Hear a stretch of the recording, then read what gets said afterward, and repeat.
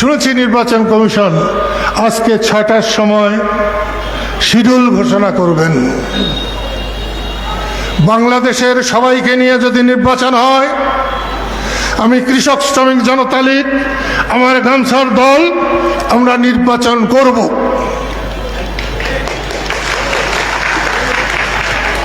আর যদি বাংলাদেশের সংখ্যাগরিষ্ঠ মানুষ বাদ থাকে, শুধু বিএনপি, জামাত আর এনসিপি এ নিয়ে নির্বাচন হলে 20% ভোটারও ভোট দিতে যাবে না, ওই ভোটে আমরাও যাব না।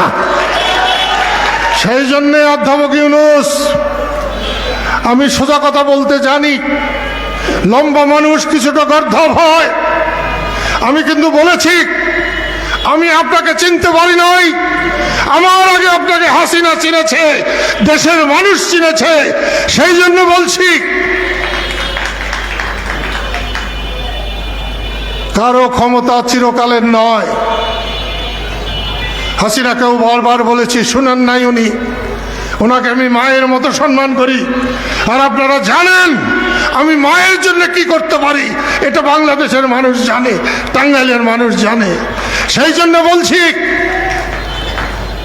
শেখ হাসিনার অন্যায় শেখ মুজিবের অন্যায় না, শেখ হাসিনার অন্যায় মুক্তিযুদ্ধের অন্যায় না, শেখ হাসিনার অন্যায় আওয়ামী লীগের অন্যায় না।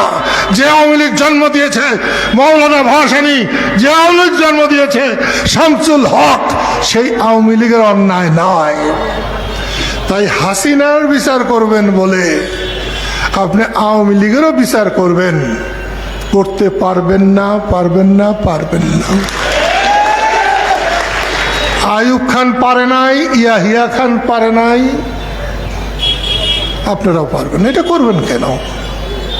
আওয়ামী লীগের যারা দোষী, যারা অন্যায় করেছে, তাদের বিচার করেন, কোর্টে নেন। কিন্তু সবাই আওয়ামী লীগের দোসর, স্বৈরাচার, তাহলে কি আপনারা আমের আচার?